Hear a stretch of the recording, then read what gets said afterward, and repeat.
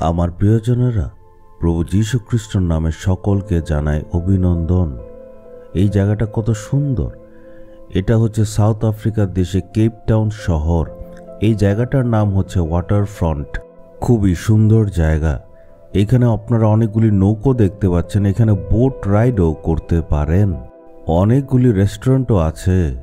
আজ এখান থেকে প্রচার করা আমার জন্য আনন্দের ব্যাপার। আজকে ঈশ্বর তার বাক্য দ্বারা কি বলতে চান এইখানে দেখুন।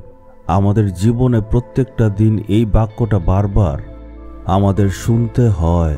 পরীক্ষাতে আমরা ফেঁসে যাই, বাচ্চাদের জীবনও দেখি কয়েকদিন পর পর কিছু না কিছু তো পরীক্ষা চলে আসে।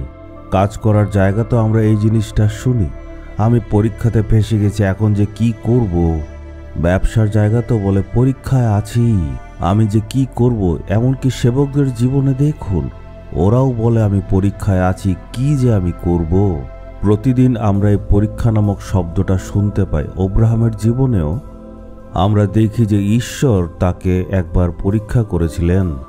পরীক্ষা করার জন্য ইয়োবকে ঈশ্বর শয়তানের হাতে দিয়ে দিলেন। এই সব ঘটনা তো বাইবেলে আছে। এমন পরীক্ষার সময় আমাদের একটা বাক্য মনে রাখতে হবে, সেটা হচ্ছে ইব্রিয় 2:18 পদ। কারণ প্রলোভিত হয়ে তিনি স্বয়ং যন্ত্রণা ভোগ করেছিলেন বলে যারা প্রলুব্ধ হচ্ছে তাদের তিনি সাহায্য করতে সক্ষম। যারা প্রলুব্ধ তাদের তিনি সাহায্য করেন। আপনি আজকে পরীক্ষার মধ্যে আছেন।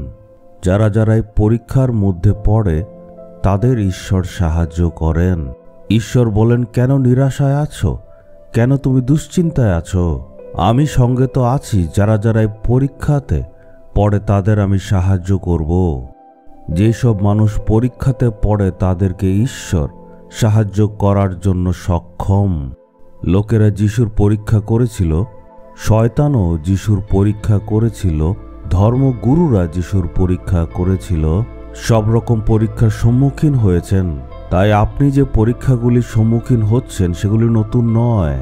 তাই আপনি এমন কখনো বলবেন না আমার জীবনে শুধুমাত্র এমন পরীক্ষা আসে, কারণ ঈশ্বর বলছেন আমার ছেলে আর আমার মেয়ে, চিন্তা করবে না, আমি আছি।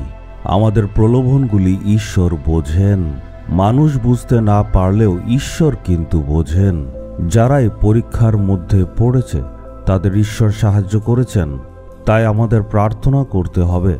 আমরা বলবো, হে প্রভু, আমাদের দুর্বলতার মধ্যে আপনি সাহায্য করুন।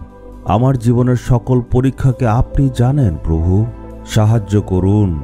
আপনি একটা ছোট্ট প্রার্থনা করুন, তখন দেখবেন পরিবর্তন আসবে। আজকের দিনটা শেষ হতে না হতেই দেখবেন পরীক্ষা শেষ হয়েছে, সব ঠিক হয়েছে।